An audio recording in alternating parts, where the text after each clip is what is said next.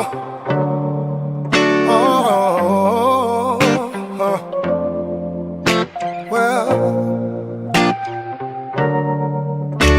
to know me is to love me, cause at times I can be misunderstood. Yeah. There'll be good days and bad days, like the preacher said it would. All I ask is you will try loving me. All I ask is you will try loving me. Cause loving me ain't easy.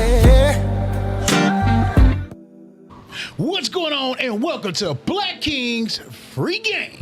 It's your boy King Conda, the people's champ, in the building. And on today, we have a discussion with someone who is still in the fight, trying to get it done right. And some people say that he's out of sight. But tonight, we're going to discuss some topics that you want to discuss, that I want to discuss. And we're going to get into some things like data centers. That's right. So if you have any questions, kings and queens, do not be afraid to ask, because Corey Foreman said he's up for the task. And will it last? We're about to find out right here on Black King's Free Game. Look, also, I want to say this, y'all. When you have somebody that's not even from here, that's taking a liking to your city, you want to get to know who this person is. And I will say this, I've gotten to know Corey, and I have pushed Corey on purpose. I don't know if he's known it, but I pushed him on some issues before just so he can get upset to see how he's going to react to it. And did he get upset? You dang all right he did. But guess what? Guess what? He's right here. And that's what I want to see. I want to see somebody that's really about that life. And I believe he is about that life. So Corey Foreman, or Congressman Corey Foreman. Senator, but okay. Yeah, that's right. That's right. Senator, I keep messing that up. I don't know why I mixed that up. Senator Corey Foreman, thank you for coming, sir. What's up, bro? Anytime, man. Anytime. Look, one day you're going to catch it up here. You're gonna have to come back again, but one day we're going to end up holding a quorum for you, man. You know what I'm saying? Hey, we're going to get all of Liberty County up in here. You know, I got a knock on Mitch, the snitch, man. You know, he was supposed to be here, but, you know, I mean, it's okay. I know big Mayor Pro Tem, you know, I mean, busy schedule, busy life. Yes, he's working hard. Oh, hold on. Shouts out to Luke Moses. Luke, please give me a call whenever you get a chance. But what's going on, brother? I appreciate you. That's King Moses, matter of fact. Mr. Luke, I need to call you as well. That's going to happen very soon. Look. Yes, that's Osteen Law Group. Osteen, you know, Law Group over there in Hinesville, Georgia. But yeah, I wanted to find out, how has the trail been? How's everything been going? As busy. Far as, and one word, busy. Really? So busy. Yeah, man, you know, I try to be available, and, you know, on the political side of things, fundraising has been my main focus for the last couple months since the primary. I've been doing that very religiously, which is why Luke's going to get this call very soon. You want money? What's going on, Make sure you pick up. Yeah, right. But yeah, you know, I'm trying to gear up. We're going to start really ramping up here coming up. August is really when everything starts to fire back up in the campaign cycle, and, you know, Liberty County is big. You know, the get out the vote effort in Liberty County is the real focus. I mean, people vote in Liberty, yes, but not all of them, and not enough. And that's going to be that hump. You know, the primary data, it got me about 47%. That's give or take. That's about where we're at. Okay. So that last little hump, a lot of that relies on Liberty County and turnout. So. Tell your family, tell your friends. Well, I tell you what, because I want people to get to know who you are. All right, and you guys, yes, I am seriously. I talk to Corey about every other day, every other week. You know how that is, because we're both pretty busy. But the consistent thing about Corey is him in Liberty County. What's good, Mr. King? And that means a lot, man. That means a lot. I seen your face here. I know you're not from here originally, and that you live probably, 30 minutes, 40 minutes away from here? Hold on now. I like to tell people now, I started my adult life in Liberty County. Oh, okay? really? Tell them about it. Look, let me tell you, because like many people here, the military is where brought Corey Foreman here, and my first car was bought right here in Liberty County at Nissan. Shout out to Nissan, Granger in Liberty County. I bought multiple Nissans, maybe after an accident or two, had to get a new one. But this is the first place that I lived, as an adult, fully independent. This is where it started. I might have went to school in Maryland, but I've been down here since, about 2013, 2014. I've been in the area, and it all started here in Liberty County. Well, let me tell you how much of a connection you got in Liberty County right now. Right now, I'm looking at Councilman Underwood, Patrick Underwood. He says who he is, Corey Foreman. It says a Democrat running for Georgia State Senate District 1. That district includes the Liberty County, Bryan County, and parts of Chatham County. A U.S. Army vet, small business owner, chair of Bryan County Democratic Committee, and active community service. Right? His campaign, he won for the Democrats primary in 2026, May of 2026. So he is the official Democratic nominee. He is running in November 2026 general election against incumbent Republican Senator Ben Watson. Now ask yourself, do you know Ben? I don't think so. Who he focuses on. His campaign talks a lot about better health care, stronger infrastructure, improved education, support for the working families and veterans. Vote Corey Foreman for State Senate District 1, October 13th. Advanced voting begins Monday, Friday, 9 a.m. to 5 p.m.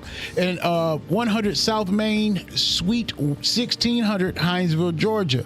And then the ones in Midway, voting starts at 9 a.m. Hey, Councilman Underwood, thank you so much for posting that. I think we did that back in your first show. But before, it was a different one because you hadn't won at that time when you were on last time. Look, let me tell you, Patrick Underwood, man, anybody who sleeps on this man, the only thing I've seen from him and his position, this dude's out in the community. He's genuine. The man cares, he really cares about supporting education and children. When I went to Walt Darville's Easter egg hunt, the Easter egg, I was really surprised he wasn't the one in the bunny suit. Well, look, he tries to have the Easter egg hunt. I think that was that your second or third annual Easter egg hunt, Patrick? Forgive me if I'm wrong, but I know it wasn't your first one. I think you did that before. But yeah, he has his page, Parents Involved, on Facebook. And yeah, he's always out in the community. Always out in the community. So thank you, Councilman Patrick Underwood of Walthallville City. Salute to the councilman. So, speaking of infrastructure, right? Since that's one of your big campaign things that you talk about, what is a stronger infrastructure? Man, let's start with the word planning. Infrastructure in the state of Georgia, and everybody sees it every day. Your yard floods, your house floods, you got 6 new developments around you, and it's eating up your yard or the trees around you, or because of the increased development. Now, after all the time that you've been here in the county, now you have flooding. These are things that, it's all about planning. On a bigger level for the state, a lot of the things, when you talk about Hyundai, and when I talk about Hyundais and data centers, it's not simple as just, oh no, he's anti-Hyundai or anti-growth or anti-business. Never the conversation. The problem is, number one, elected leaders are there because they're what? Elected. And who elected them? The people. And it comes to the point in Georgia that, it's a consistent thing where we run and we recruit business after business after business. And then at some point, when do you focus on the residents that live here to deal with those every day? There's not a separation and a break. Moving forward, like when Hyundai came, how many people got a true input on what Hyundai's development looked like, or an option, or should it go there? I mean, where's the residents' opinion on what they want to see their community develop as? You know what I'm saying? Yeah. Like, it's not that every single thing has to have some, communal vote for every decision made, but at the same time, growth over the next 20, 30, 50 years, something that your kids will live here, you want to pass a house down, what would that look like in 30 years or 50 years? You want me to tell you something? I'm going to be completely honest. I just left Albany Farms, that's Woo Shop, Georgia Apothecary, and I just had a conversation with TJ Grace about that. And what I said was, bro, when we walk around here, when we're, God willing, 50 to 60 years old, what is it that we want to see? Yeah. What is it that we want to see from our youth? Do we want to see somebody walk by us on the street and say, man, watch out, old man? Or do we want to see, hey, sir, how you doing? I'm well, and you?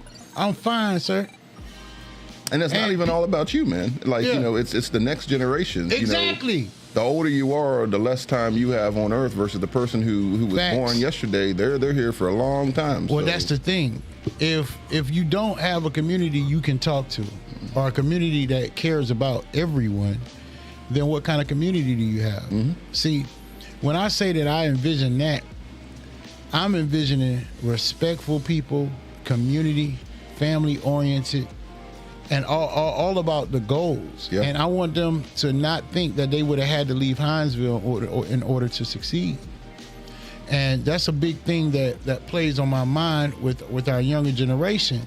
And I would ask if Councilman Underwood would step in on this, and if you can type it in. I wish you was on today, sir.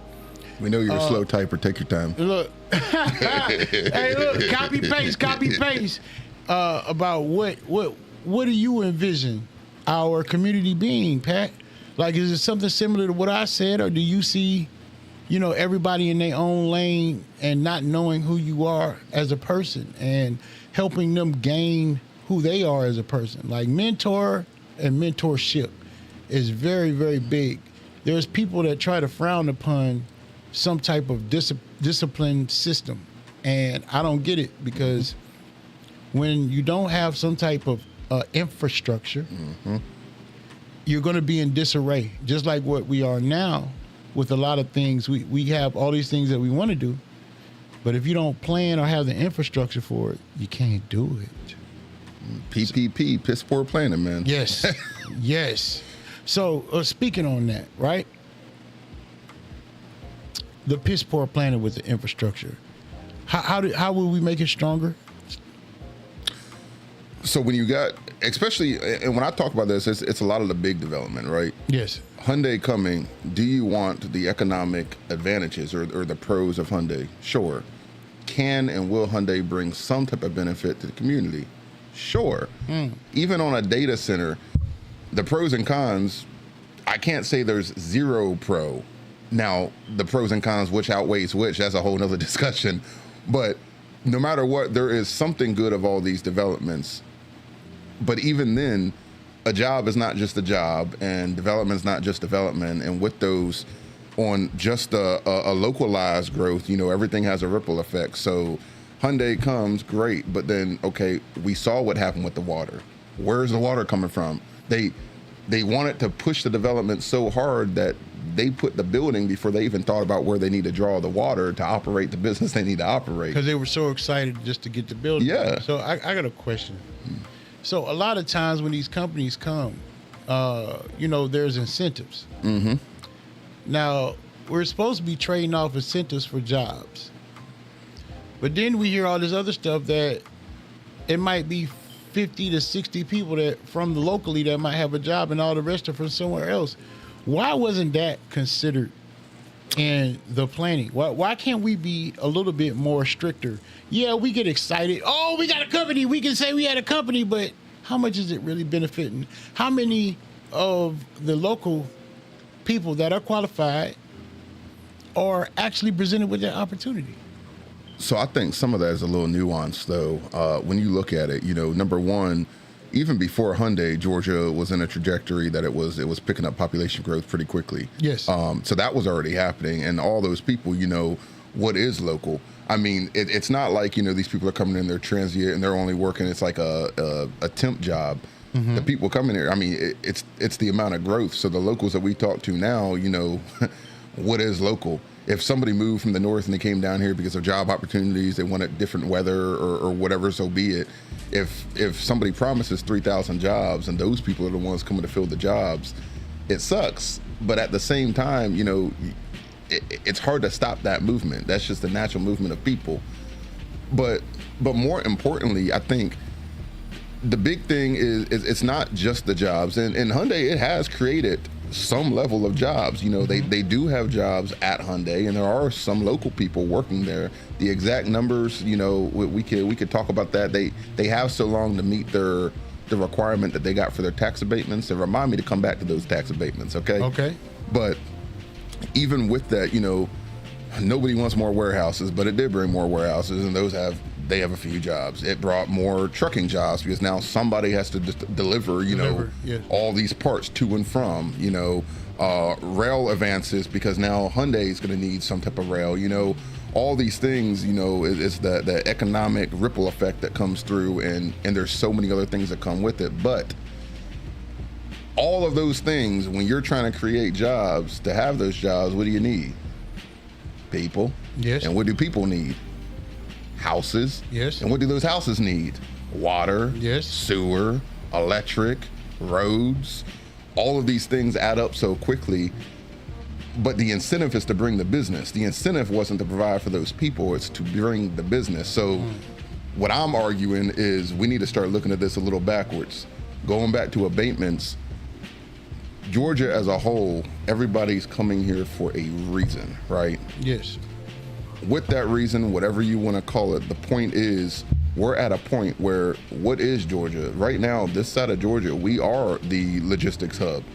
Yes. We have the third largest port, and it's growing and growing and growing.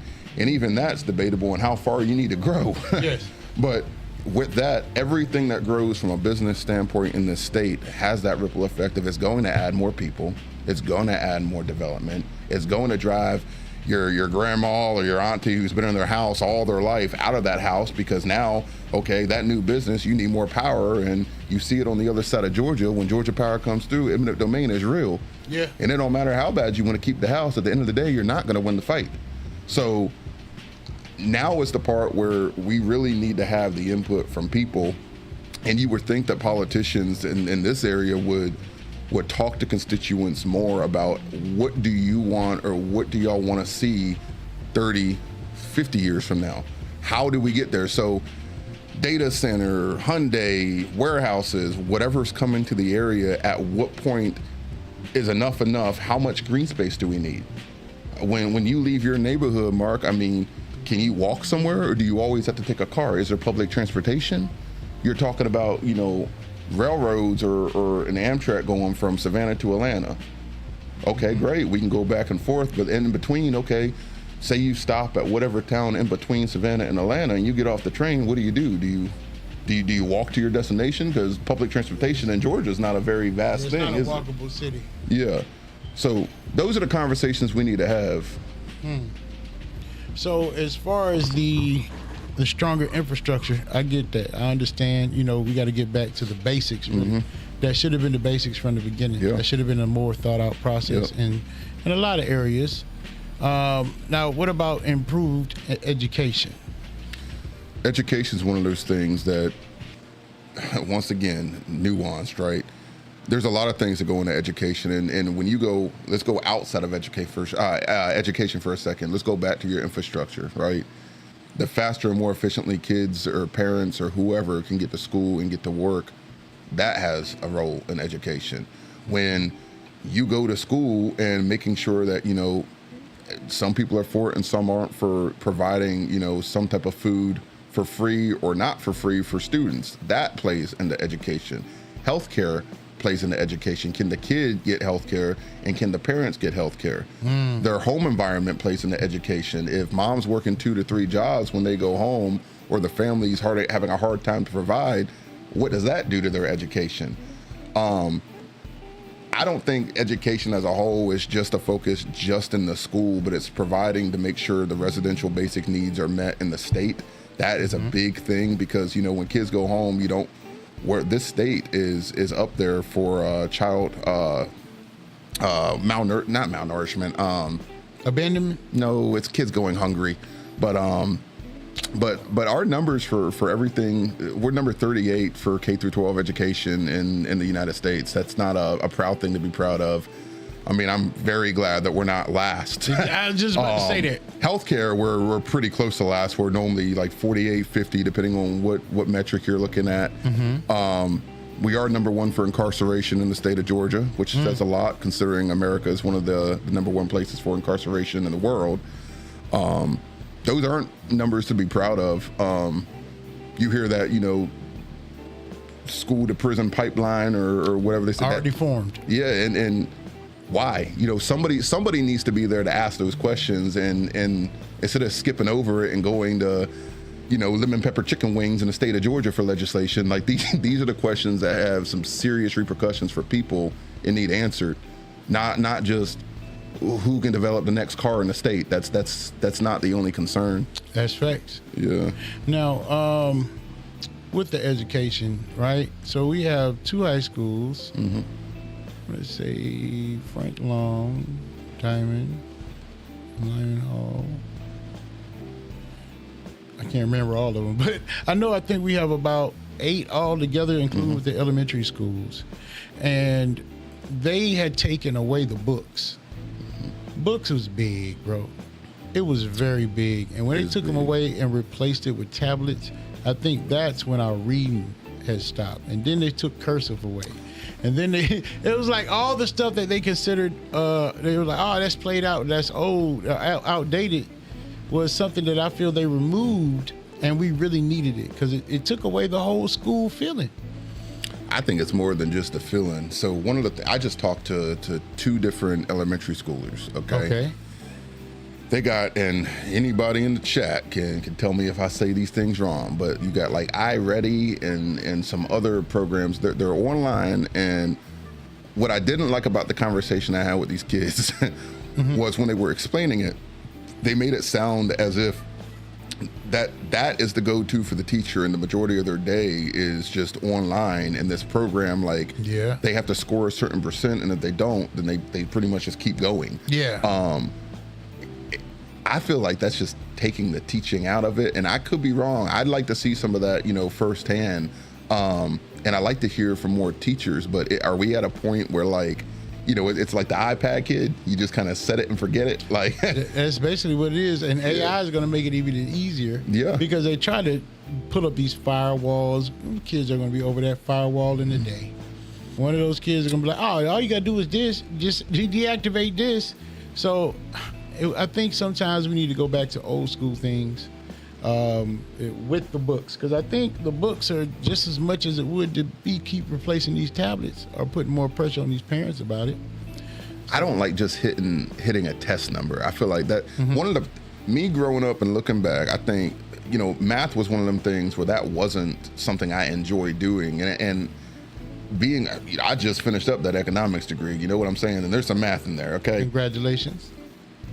But my point, though, is some of the math courses that I took more as an adult, I looked at a little different than I did when I was in elementary or middle school. And I think I can't blame the teacher necessarily, but they teach to pass the test, and they're not teaching to understand it. And one of the things I picked up on is when you get into some of the higher maths like calculus and you go to proofs, the whole reason and the thing behind proofs is you have to understand why you're doing what you're doing and the rules behind it. I didn't learn that. I just learned that, okay, well, this is how you get to that answer, and that made me pass the test. That's a problem. Facts. So, I don't know, man. I think I do think teachers deserve to be paid well, because I think it is an honorable job. Yes, it is. I do think right now, Georgia, the problem is the QBE standard. So when they say they fully fund education in the state of Georgia, that's a part truth. The truth of that is they fully fund it, but it's to a 1980 standard. They've never updated the formula. So just like everything else, we got cost of living increases in your job for a reason. When you go and you get a raise, that's for a reason. So if they tell you, oh, well, we fully paid your check, but they're still paying you from rates from the 1960s, what does that mean? You know what I'm saying? So that part of it, I do feel there is some money issues. But then you look at places like North Carolina. North Carolina. So if we rank 38, they rank about 28. And the difference is, so their GDP is about similar to the size of Georgia. Their education spending is less than Georgia. So why are they 10 points ahead of us in education? They fully expanded Medicaid in 2023. All their stats and numbers, they've gotten better. So where's the correlation there? Why is a state with a similar GDP doing better with education than we are, and how are they spending less money than us and fulfilling what they need to do? Questions and data, man. That's all you got to do. Yeah, that's a very specific question. Another specific question I have is, there is no longer no child left behind rule. Listen, y'all. I didn't make all my grades, but you know what woke me up? Knowing that I was going to be in school again with the same people, and they were going to be advanced, and I wasn't graduating with them. Now it's like you take the motivation that, well, then it was like you took the motivation from the child, but I'm going to pass anyway. Now, Bubba, if you flunk that class, you're getting held back. And I think that's going to do a lot of good. It's going to be a lot of people that, well, why? No. We got to actually do the work. I think you're right. Yeah. I think you can't just pass somebody to pass them. And at some point, you have to understand it. What's the point of going to school if you're just getting passed along? But I think it needs to be identified quick. You know what I'm saying? Like, you can't wait until kids are almost through the grade and then realize there's a problem and then hold them back. And then the way you do it too, making sure they're not losing that motivation. You know, I mean, think about it. You grew up with a class and that class goes ahead of you and you don't see, I mean, that's motivation and keeping kids happy in school is a big driver, in my opinion, to what they need to succeed. Like, if a kid's not happy and doesn't want to be in the class, that has a giant role in their education. Yes. And then when you mentioned earlier about going, textbooks and more old school. 1 second, if you don't mind. Chef Pulkit out in Richmond Hill. That's Himalaya Kitchen, right there in Richmond Hill. Look. Hey man, you cater? Yeah, yes he does. Yes, hey, Chef Pulkit does. Chef, Marco send you the address. Yeah, seriously, Chef, if you don't mind, if you'll hit my line, you should have it in your phone. You know what it is. But you can leave your information on here because we are going to handle it. Also, we got Miss Lisa Thomas in the building, NAACP. You know what it is. Good evening, Queen. How are you? And earlier, Patrick Underwood did make that statement. See, I knew it took him a while. He just yeah. I'm sorry I missed that, Pat. If you're still on. First, I'm asking everyone to please support Corey Foreman with your vote. Yes. And let's see, see more. Oh Lord, he did. Second, our community needs more leaders who are willing to stand up for our children. We need mentors, people who are ready to guide, support, pour into the next generation. I won't be on council forever, so it is important that we start building others up now. That's boy, if you hit the nail on the head with that one. If you're in my area and have a heart for mentoring or creating opportunity for our youth, I encourage you to step forward. We've got to give our kids more to do, more direction, and more support. Just know behind the scenes, I'm working on some things for our youth. Stay tuned. Thank you, Pat. That's what I'm talking about. And man. Crystal Britton, how are you doing? Crystal Hart, how are you doing today? Mr. Brian Grant, excuse me, Mark Waters, and once again, Chef Pulkit, we appreciate y'all coming in. And I know I stopped you. I know I'm not looking at the screen, but now when you said that, is that Brian or Bryn? Oh my goodness. I'm gonna call you out on it. Brian, I'm sorry, boo. I'm sitting here trying to read these little words. If you knew what all I went through. You ain't gonna do Miss this Bryn Grant, like that. how are you today, ma'am? Thank you so much for tuning in. You can beat me up later. I owe you one, okay? But Corey, you were digging in earlier and I stopped you. That's my fault. I can dig in wherever, man. People hear me ramble all the time. but we were digging into the kids and them not being left behind. And that No Child Left Behind program and how it affects them and not giving them motivation to move forward. But I want to ask you if there was anything else that you wanted to say about the improved education, because I know I cut you off. we're going to end the education thing with this part. I feel like, when's the last time state leadership sat in a classroom? You know what I'm saying?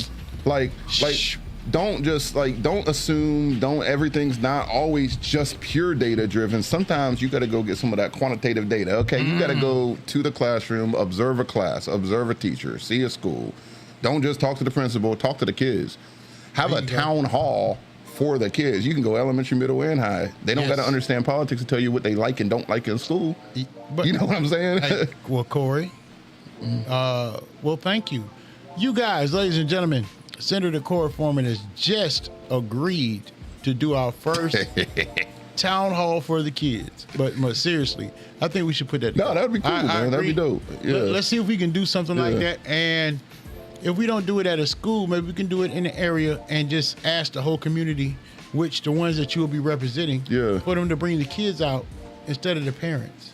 And you could even do both ways. I mean, because I think one of the big things is understanding all angles of the picture, right? Like, do it with the kids, and the parents can't talk. Let the kids talk. Then when the kids are done, do it with the parents. Get the parents' concerns. See what their concerns are. Then when you're done with them, now you go administrators. When you're done with them, go to the Board of Education. You need I feel like just everybody's piece and then putting it all together and coming back. This is what we found. And then, I mean, government isn't supposed to be just Corey Foreman when he's elected or so-and-so. Like, it's a community effort. And that's my, I'm gonna look at the camera. Is this one? This one? Yes, That's that one? one Okay, right okay, let me look at that one. Show up to your meetings. Understand what is happening, municipal, county. If you can't go to the state capitol, they got a YouTube page, okay? Like, when I say this, for example, and now we're going to pivot to this data center for a minute. Okay. She wanted to say we must bring back civics classes. That was 100%. Yep, civics, it matters. 100%. I got a badge in that in Boy Scouts. That's right, Eagle Scout in the building, y'all. Tie a knot right now. No, I'm playing with you. Square knot, I got it. Well, go ahead. You were going to data centers. Hold on, unplug this thing. No, there we go. There we go. All right. So these data centers, and talking about education, because if those that don't know, Effingham County is working right now with OpenAI to build one of the largest data centers in the country, right there in Effingham, Georgia. Okay. Wow. Why this matters. Number one, before I go to more details, let's talk about that education piece. Blandford, the elementary school, is directly beside where this data center is going. Okay. Why that matters, and I'm gonna skip forward and come back, but the data center itself isn't necessarily a giant straight, like, you're just going to get cancer from radiation type thing. You like, and there's some claims out there, but some of the data and the science just isn't there to fully back them. But what it does show, quality of sleep, the consistent noise. The data centers are very noisy, especially when they test the diesel generators. Those things. Now think about that. We're talking about education and focus. How does a kid sit in a classroom with a consistent buzzing in their ear the entire day? Do you think that's healthy for learning? No, absolutely not. Even after your subconscious blocks it out, it's still going to be there. And I don't know if anybody has ever sat or been near like high voltage lines. You kind of know what I'm talking about. And the bigger the lines, there's a feeling to it. Sometimes if you got like pacemakers and stuff, sometimes it can play with you a little bit. But that noise, that consistent buzzing, oh man, it will drive you crazy. But outside of that, the real problem, it's not just the data center. It's all the stuff before it, right? So like where Effingham is now, the news came out, it's all over Facebook, it's blowing up in all the news outlets. Oh, there's a data center in Effingham. This all started years ago, okay? Yeah. That's the part where people need to realize, and this is where I go back to what I just said. You have to participate in these meetings. Got to go to the meetings because you'll never know. The state of Georgia has a development authority themselves. Along with most counties, they have development authorities. Yes. And it's not that these development authorities Ms. Bryn is a part of it. Yeah. And Bryn. I will say, let me pause. Let me give Bryn her kudos. Okay, give her look. Flowers. Let me tell you, no matter what you think about a Liberty County Development Authority or whatever's going on, when I tell you I go to so many Development Authority meetings. Yes. The word transparency. Yes. Or when you ask a question, getting a genuine response with an actual answer without some backhanded, response. Or Brenda's phenomenal at it. Yes. Whatever your opinion is of her or the Development Authority, I mean, that's the one thing where if you disagree, we're gonna have to agree to disagree, because there you go. The amount of information that she goes out of her way to put out, how responsive she is. Even if she couldn't get back to me immediately, if I had a question about something they're doing or a concern, instantly she'll find me an answer. And then if she doesn't know, she will find the person that does. That is facts. I'm telling you right now, she is not an elected politician, but y'all have to respect the point of transparency that she tries to provide. I'm telling you. That is facts. And she will work hard, even when she had a whole wedding going on with someone in her family, and she was a part of, and she was actually doing work. She kept herself there for a meeting one time, and she's very dedicated, and we appreciate you, Ms. Grant, for everything that you're doing in Liberty County. Now, I will say, much, Mr. Grant. When you went to that wedding, if that chicken was good and it wasn't dry, and you didn't even bring us a to-go box, we're gonna probably have to talk about that a little bit. I'm a little upset. Corey but don't need no food. You hear me? Corey does not need no food. It's been a long day. I do need a cut, but I do eat. Yeah. I eat. And y'all, he gets his haircuts right here in Liberty County. Just wanted to let y'all know that. He comes, look, that's what I'm telling you guys. I got a disclaimer. Well, my barber took a little vacation. Oh, he did. This one right here, if it looked a little funny, it didn't come from my normal Your spot. normal spot, yeah. But he's all right though. Shout out to him. But yeah, man. So the data center debacle that we got going on now. There's a lot of public transparency. That's been a big talk about data centers for some time now. And not only are we getting one, we're getting one of the largest ones. Well, speaking of data centers, Ms. Lisa Thomas says, you know what? She wants to explain what a data center is. So many people hear the word data center, and everybody goes with their imagination. See what Ms. Lisa got. Yes. She wants to know if you can explain. Yes. So, first off, let's go back in time before we got the hype of data centers, because data centers have been around forever, right? It's not a new thing. Since the 1950s, I believe. 1950s. Man, we got underwater data centers. Yep. We've already had data centers in Georgia. So it's a bunch of racks, pretty much, right? You go in, and if you look one up, you'll see a picture. It's a bunch of little lights and cords, and they all look a little different, but they do about the same thing. And I'm putting it in layman's terms as just basic, what it looks like. A bunch of rectangle boxes. Sometimes they're protected by a cage. All the data that you got, it doesn't matter what it is. Your phone right now, if you have an iPhone, when you store those pictures in the cloud, that's a data center. That's data. When you go through any traffic light that records information for how many people goes through intersections. Yep, that's going to a data center. Yep.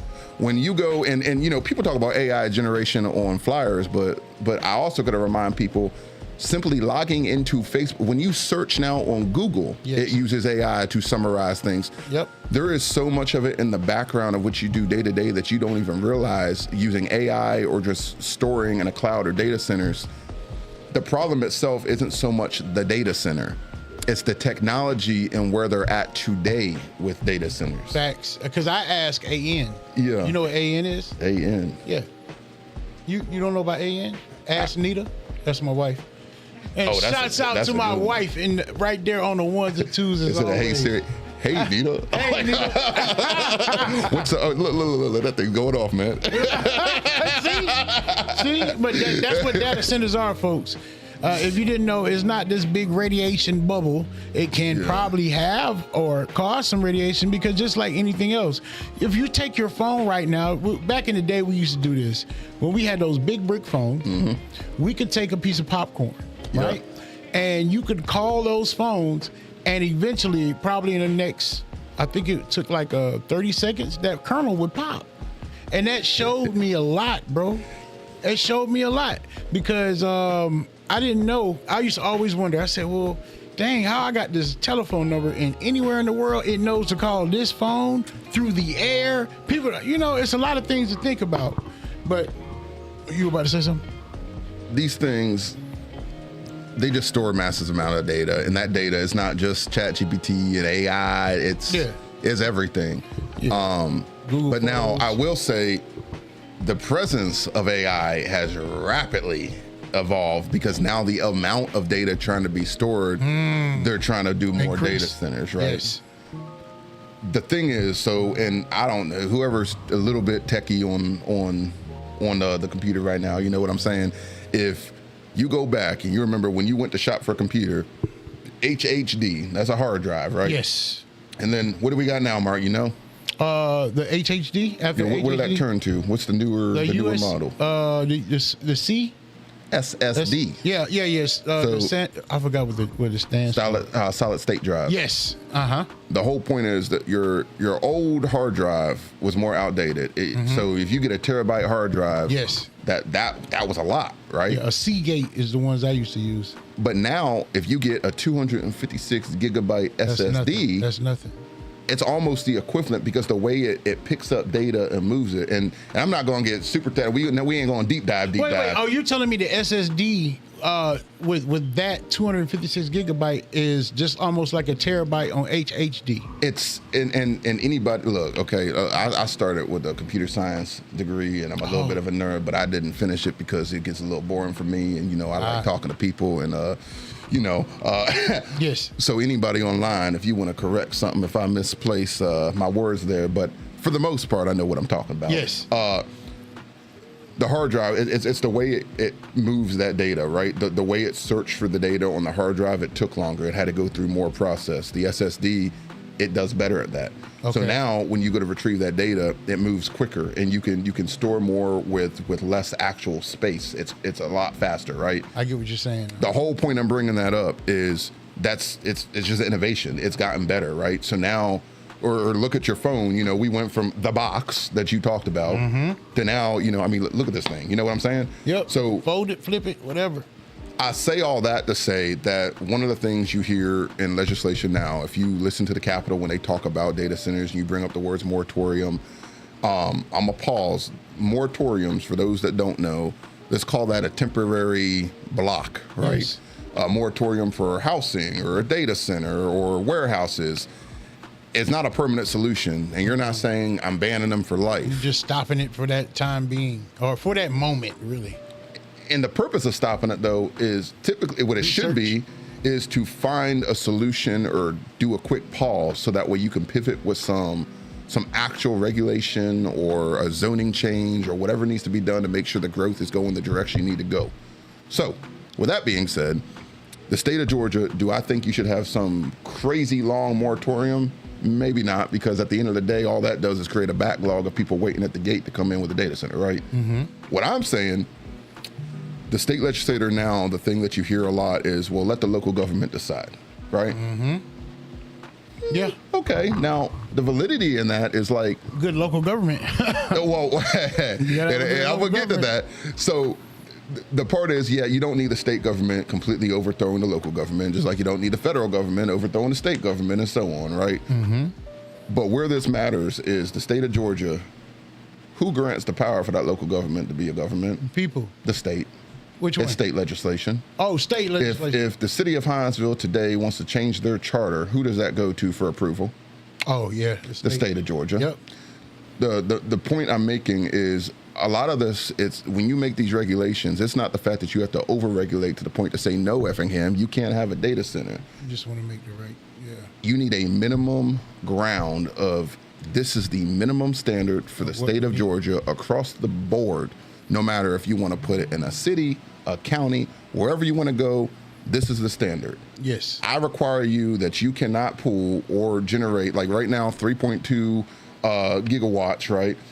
Say my limit was 2.5, which is still a lot, by the way. Yes. But 2.5 gigawatts, that's the max that you can put for this data center, and you only can draw this amount for a water permit. What that does, standards, it sets the standard. And it causes them to improve themselves in order to meet that standard. I get where you're going my there. point. And I've said that about other things, not about the data centers, but when you said that, because just like Miss Lisa Thomas said, the voters' education, we must try to keep our conversations to the terms that what people can understand. Yeah.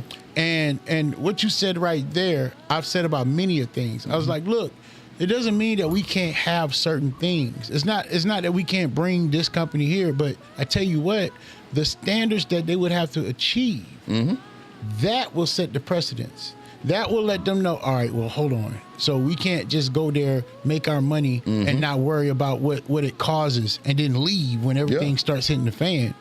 We have to improve our process in order to preserve the people that is around us that we're making money off of, that we might not even be in their state. The owner or whoever's getting the benefit of it might not be in that state. They're just using that property. And we have to protect ourselves.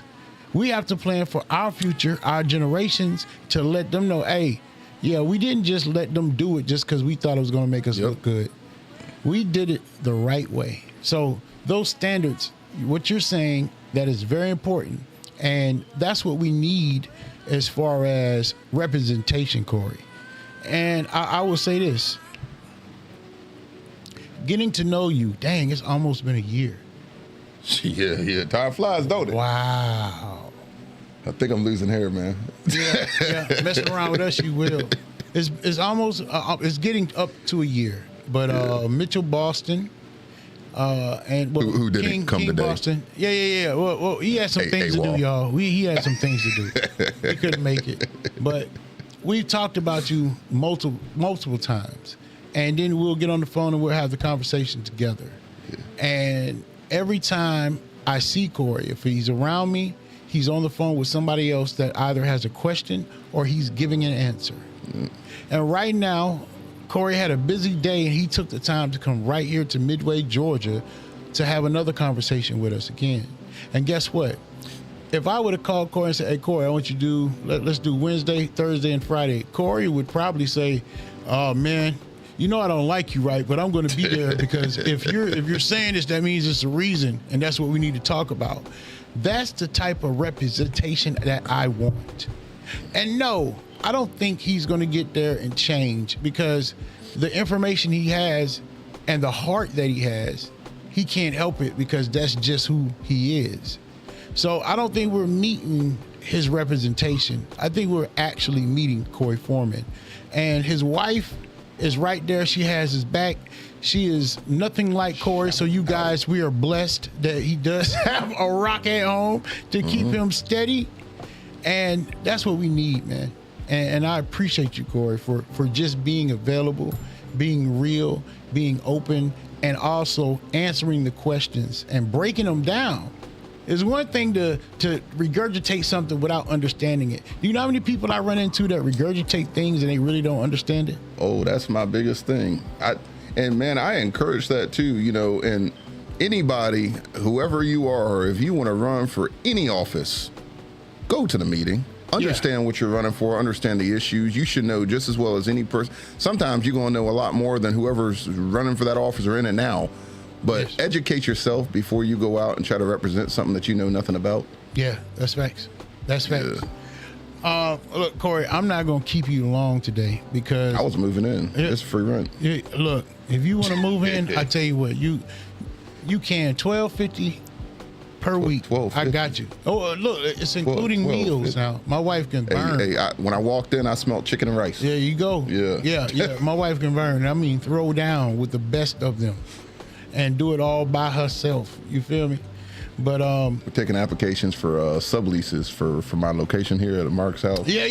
Subleases. Now I said Corey is 12, for anybody else is 25,000. Undoubtedly, because that's going to include the vehicle, everything, access to a lot. I'm gonna need a job, so if anybody hiring. But no, Corey, honestly, man, I just wanted to thank you for being available, man. I thank you for answering the tough questions that people don't understand, and then you actually taking the time to help them understand. Now, before we go, I want to ask you this. Besides just the finances, because look, we are raising money for Corey Foreman, Senator Corey Foreman. We're raising money. You guys, if you would give them the campaign information on where they can donate or how they can get in contact with you to donate towards your campaign. So the easiest way is just my name, CoreyForeman.com, CoreyForeman.com. If you go there, there's a tab to donate. There's some issues listed, so you can look at some of the issues. You can see my Facebook page on there, some of the endorsements, contact information's on there. All the information you need is CoreyForeman.com. And with that information, guys, go out. It doesn't matter what it is. Y'all don't understand. When you got 30,000 people that say, oh, dog, I saw that Corey Foreman guy, man. He's a cool dude. CoreyForeman.com. Give $1.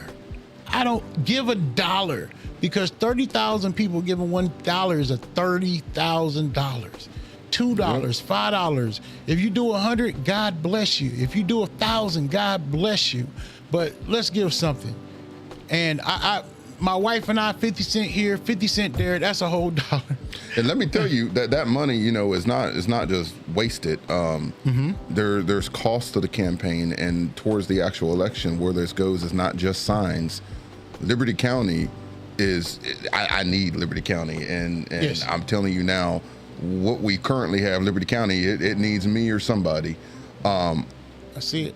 Turnout, Yes. Liberty County, the people that vote, they vote, and we know they vote. Yes. But that turnout is a big thing, and to do that money goes to help not only recruit and help volunteers, but get paid canvassers to come out and knock these doors, let people know why they need to vote, where to vote, yes. how to vote, how to register.